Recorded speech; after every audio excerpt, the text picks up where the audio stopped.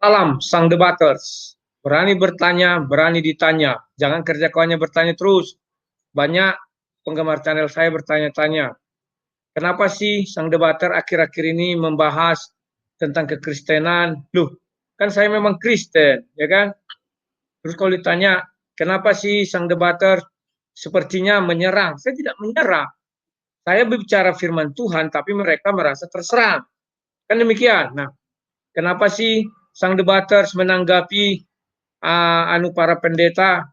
Ya, mereka kan monolog itu. Kalau monolog, saya itu kalian tidak bisa melakukan yang namanya jawaban. Kan demikian. Jadi selain saya bantu agar kalian mengerti, ya kan? Nah, kenapa sih dan kenapa sih? Ya, biarin aja. Tuhan Yesus mengatakan Injil Kerajaan Surga ini harus diberitakan sampai ke ujung dunia ya. Dan kalau bisa diberitakan sebenar-benarnya. Tidak ada di situ yang namanya apa? Ketidakjelasan. Ya. Setelah ini, kalau kalian bilang saya komersil, inilah saya bencinya, lihat kalian, bukan benci dalam arti apa ya, maksudnya tidak suka lah sama kalian. Kalian bilang saya untuk mencari subscriber, tak pernah saya minta ayo di like dan subscribe, kecuali video-video terdahulu ya. Kalau sekarang enggak, ya. Terus katanya nonton iklan, ya memang saya sarankan kalian menonton iklan. Kenapa saya sarankan? Begini loh kawan-kawannya, kami kan punya kreator ini semua kan sudah capek juga membuat konten-konten ini ya. Dan kami berbagi ilmu sama kalian. Kan tidak salah kalian tidak melewatkan iklan. Karena kami tidak minta bayaran dari kalian. Kalau kata Gilbert Lumondong, seharusnya kalian sudah membayar kami, kan demikian. Ya kan? Itulah kawan-kawan, cobalah kalian berjiwa besar. Kalau kalian merasa rugi menonton iklan, ya sudah skip aja. Bagi saya itu tidak masalah. Daripada hubungan kita sesama Kristen ini rusak hanya gara-gara iklan, skip aja ya. Nah, yang kedua, kalau kalian bilang saya mencari nafkah dari sini, saya katakan iya. Mengapa saya katakan iya? Karena saat ini saya tukang foto. Tukang foto itu tidak ada lagi jobnya. Sudah 2 bulan kami tidak bekerja. Lantas saya mau makan apa? Ini cara Tuhan memelihara saya. Kalau kalian paham, Januari saya sudah bangkrut.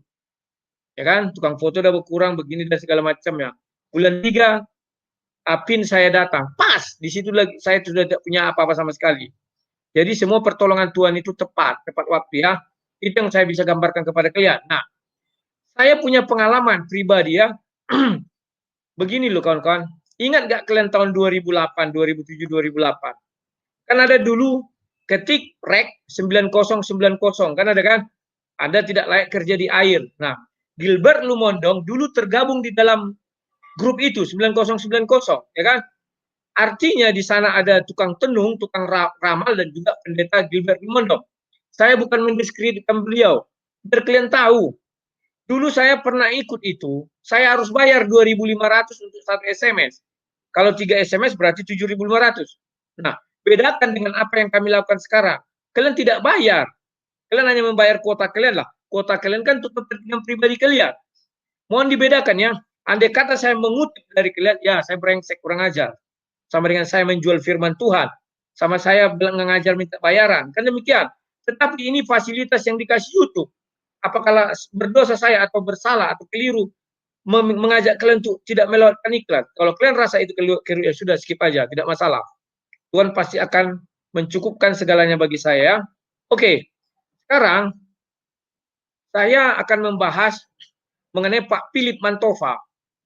Jangan kalian bilang ada rasa sakit hati. Tidak, saya nggak ada sakit hati.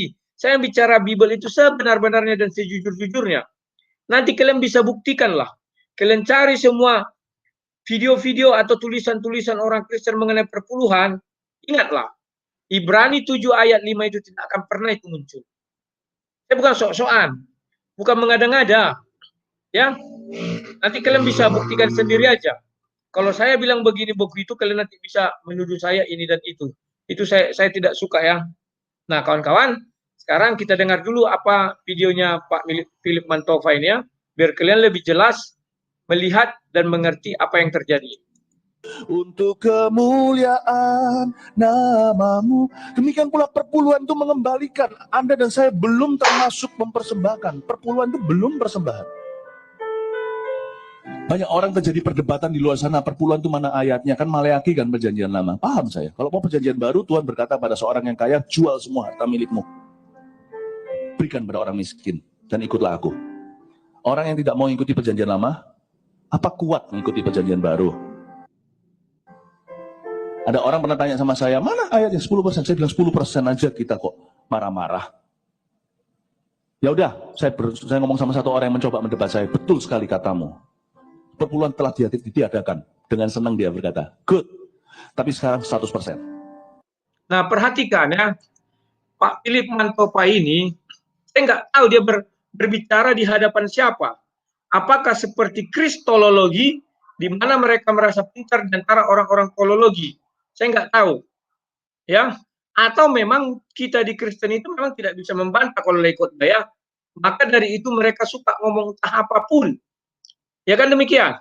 Nah, sekarang kalau kita untuk melihat apa sih yang dibilang Pak Philip Mantopa ini, dia bilang itu di Matius 19 itu ya, bahwa di sana dikatakan ada seorang yang kaya raya, yang kaya raya ini ya. Kita lihat dulu ayatnya ya. Dia orang kaya raya, ayat Matius 19 ayat 16 sampai 26 ya. Di sana dia orang kaya raya, dia pingin mencari hidup yang kekal loh. Ingat ya, mohon dibatasi ya hidup yang kekal. Bukan untuk memberi persembahan kepada gereja. Ya, kita baca ayat 16. Ada seorang datang kepada Yesus dan berkata, ya kan? Di sana jelas dikatakan demikian. Apa yang dikatakan orang itu? Kita lihat ya. Guru, perbuatan baik apakah yang harus kuperbuat untuk memperoleh hidup yang kekal? Hidup yang kekal itu apa artinya apa? Itu untuk ke surga. Sementara pemberian kolekte atau persembahan, apakah itu menuju hidup yang kekal? Kan tidak. Itu hanya sebagai bentuk ketulusan hati kita memberi kepada Tuhan. Kan demikian. Kenapa Pak Philip Mantopa membelokkan ini seolah-olah itulah benteng dia, ya kan? Untuk mengkick atau untuk mengunci semua orang yang menentang perpuluhan. Oke, kamu mau ikut perjanjian baru, maka kau harus mengasihi 100%, kan gitu. Ayat 17. Jawab Yesus, apakah sebabnya engkau berkata kepadaku tentang apa yang baik? Hanya satu yang baik. Tetapi jika engkau ingin masuk ke dalam hidup, turutilah segala perintah Allah. Jadi hanya satu katanya, turuti segala perintah Allah. Kata orang itu kepadanya, perintah yang mana? Kata Yesus, jangan membunuh, jangan berzina. Itu diambil dari 10 perintah Tuhan ya, atau 10 hukum Taurat. Kenapa? Hukum Taurat membuat kita mengerti akan dosa, tetapi hukum Taurat tidak memberikan jalan keluar terhadap dosa ya. Nah, kata orang muda itu kepadanya, ayat 20, semuanya itu telah kuturuti, apalagi yang masih kurang, kata. Jawab Yesus kepadanya, jikalau engkau hendak sempurna loh. Ya, jangan kalian bilang hendak jarum, hendak apa ya, hendak sempurna. Sempurna dalam artinya apa lah ya? Baik, sangat baik, ya kan? Pergilah, jualah segala milikmu dan berikanlah kepada orang-orang miskin, maka engkau akan beroleh harta di sorga.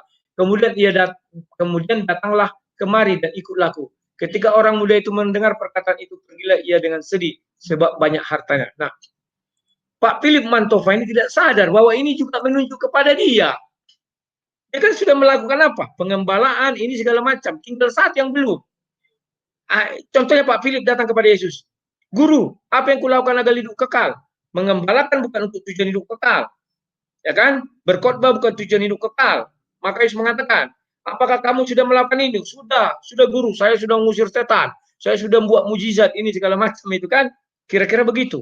Kata Yesus untuk perikop ini, juallah seluruh hartamu. Apakah Philip Mantopa mau menjual hartanya? Kan tidak. Sampai sekarang dia tidak mau menjual hartanya. Dia ibaratnya tahu balok di mata tahu dia apa yang dimaksudkan Yesus, tapi diputar balikan. Seolah-olah itu menjadi tameng dia terhadap ada orang yang tidak suka dengan perpuluhan, ya kan? Harusnya Philip Mantopa menjual seluruh hartanya. Hal ini juga sekaligus mengatakan kepada kalian, gembala, Yesus mengatakan jadilah gembala yang baik. Gimana gembala yang baik? Ya kan? Dia mengembalakan domba-dombanya. Apakah gembala punya lahan pertanian? Tidak. Dia adalah buruh upahan. Sementara Philip Mantopa, dia manajer, dia direktur, dia pemilik perusahaan itu. Gerejanya itu jadi perusahaan loh. Dia yang mengatur semuanya, manajemen, tata kelola segala macam. Sementara gembala yang dibilangkan Yesus adalah ada pemilik lahan. Siapa pemilik lahan? Terserah. Kalian mau mengatakan sinode, terserah. Di atas sinode apa? Tuhan Yesus. Nah, pemilik lahan yang memberi dia makan, tapi mereka tak mau. Kalau memberi makan daripada sinode atau ada pemilik lahan, gajinya nggak cukup. Mereka nggak bisa hidup mewah. Inilah yang tidak kalian ketahui. Ya kan? Alasan untuk hidup mewah bahwa pendeta itu atau gembala itu sekarang dijadikan sebagai lahan untuk mencari kehidupan yang lebih mewah. Yesus katakan, kau tidak akan masuk kehidupan kekal. Kau jual dulu semua, ikut laku. Apakah Philip mau? Saya percaya, sudah banyak contoh pendeta yang sudah wafat. Tidak akan mau memberi kerajaannya kepada orang lain. Kalau enggak dia misalnya maaf ini ya, wafat, pasti ke istrinya. Istrinya wafat atau mereka wafat kedua-duanya, anaknya. Inilah bentuk hierarki yang namanya kerajaan. Mereka membuat kerajaan pribadi dengan berlindung di balik kerajaan Tuhan. Ini bukan hanya untuk Philip ya, untuk orang-orang yang saya lihat kan saya bilang banyak itu. Paham kalian? Nah, kalau dia punya lahan pengembalaan, dia datang hanya bawa koper, segalanya disiapkan tuan tanah, perumahannya segala macam, dia pulang juga bawa koper. Paham ya? Nah, dia datang dengan apa adanya, dia tidak bisa menjadi pemilik lahan, tuan tanah lah yang bisa memindahkan dia kemanapun pergi, karena diperintahkan, kamu pergi ke sana, gembalakanlah jemaat di sana, kamu pergi ke sana. Tetapi yang terjadi kan tidak. Dia pemilik lahan, dia gembala. Apa yang terjadi? Apakah ada gembala atau pemilik lahan yang bisa sportif terhadap hal ini? Tidak. Karena dia punya kerajaan. Ingat kasus Gilbert dengan Pariaji. Bagaimana orang ini bisa terjadi hal tersebut?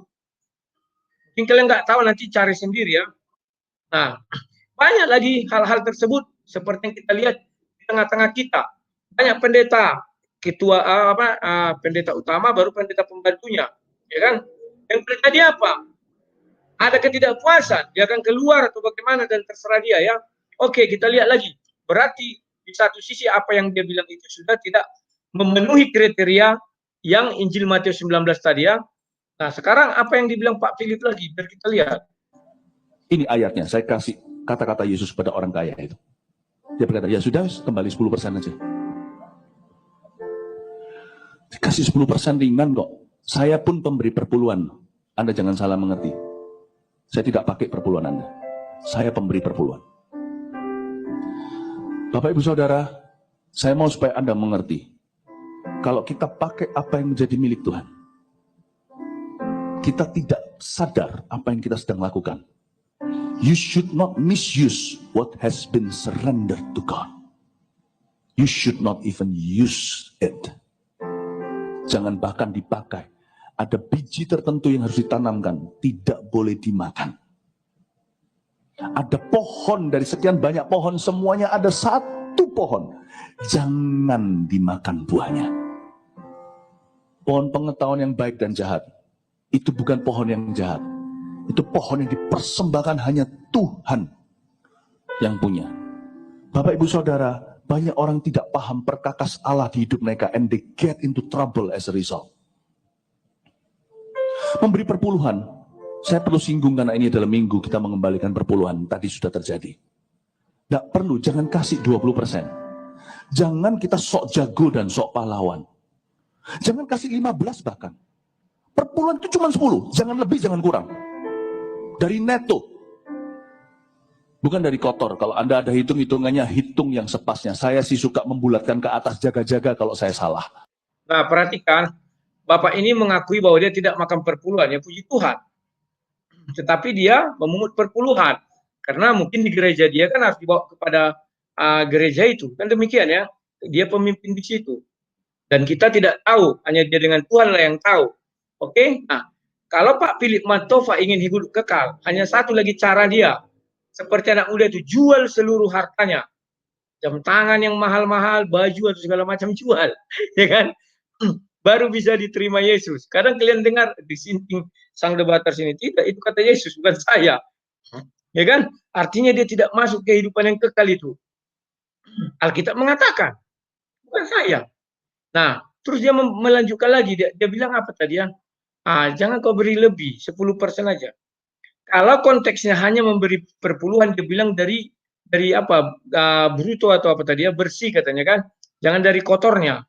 Sementara Abraham ketika menang perang, dia memberi dari bersihnya apa dari kotornya. Kan demikian.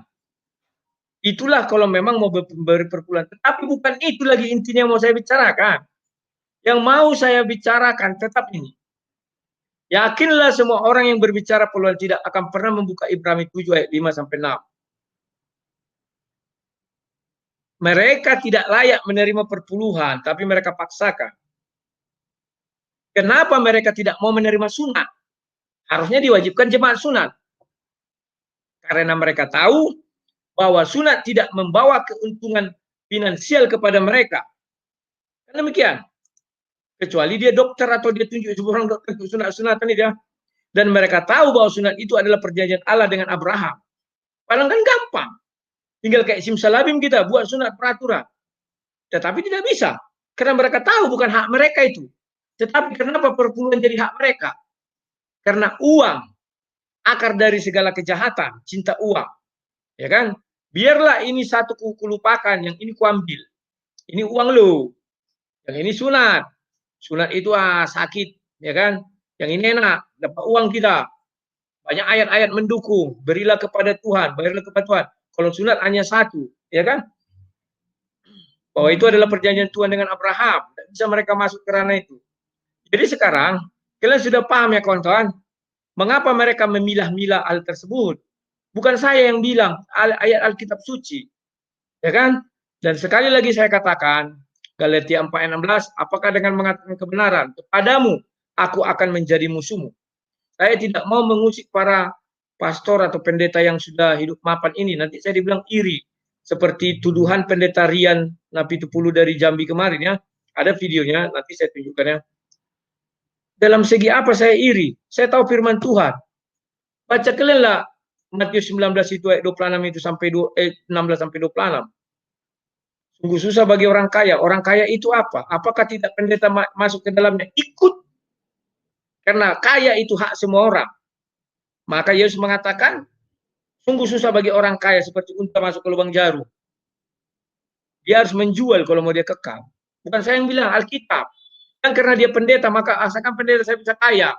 Nggak bisa. Itu Yesus yang bicara, Bung. Bukan saya, bukan Rudy Yohanes ya. Oke kawan-kawan, semoga kalian paham. Dan jangan alergi ya kawan-kawan. Saya kadang kasihan melihat kalian. Kalian alergi terhadap saya, kalian bicara ini dan itu. Tetapi satu yang saya kesalkan, kalian tidak mau membuat dasar kalian berbicara. Sehingga apa? Semua yang kalian ucapkan itu jadi fitnah. Santailah. Bahwa Yesus mengatakan ya, di salah satu surat, inilah kalian baca. 1 Petrus 3 ayat 15. Tetapi kuduslah Kristus di dalam hatimu sebagai Tuhan.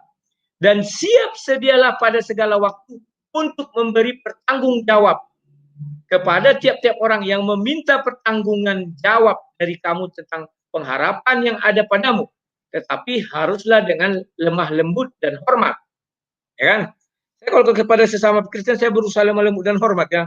Cuma, karena mungkin basic saya orang Batak kan meledak-ledak kalau bicara. Kan di hati saya tidak ada dendam, benci tidak ada. Kalian boleh lihat. Ketika saya berdebat dengan Luis Prasetyo dan kawan-kawan, saya membuat judul yang sederhana, tetapi mereka membuat judul yang bombastis ya. Nyerocos lah, inilah itu segala macam ya. Kemarin kepada Pak Esra memang dia menyerah. Kan dia bilang, saya tidak tahu siapa yang duduk di atas tahta. Oke, kawan-kawan ngerti ya? Bahwa kita diminta pertanggungjawab oleh orang-orang lain. Kalau kalian tidak bisa menjawab, apalah gunanya? Dan kalian bilang, itu nggak perlu. Yang penting dalam keselamatan ya. Udah jual harta kau kayak kata si Firman Tofel kan. Ikut Yesus kalau mau hidup kekal. Selesai. Mampu kalian kan tidak. Takut kalian anak istri kalian tak makan ya. Saya pun takut. Maka dari itu saya mengatur langkah hidup saya agar saya tidak kaya-kaya kali. Kalau kaya itu kan ada tarik standarnya. Saya berusaha karena doa saya setiap hari, berilah kami pada hari ini makanan kami yang secukupnya. Maka istri saya sering bilang, kamu aneh ya, aku takut kaya. Aku bilang, sini uangnya biar aku pegang Anda. Aku bilang, ini harus kuberikan sebagian kepada orang miskin. Karena itu perintah Tuhan, ya kan? Sisanya kita makan secukupnya aja. Apa keperluan kita itulah kita ambil. Sudah selesai. Saya tidak punya rumah, saya tidak punya ini itu. Ya kan, kalau ada pun harta untuk transportasi aja biar cepat. Apakah saya tidak bisa mencari itu? Bisa. Tapi saya tidak mau karena saya tiap hari baca kitab suci. Ini bahayanya orang yang baca kitab suci. Orang Batak bilang bibelon, ya kan? Tetapi saya nggak seperti itu. Bibelon itu bisa jadi gila ya. Kalau saya enggak, saya merenungkan dan menerapkan di kehidupan saya. Oke kawan-kawan, sekian dan terima kasih. Salam sang debaters.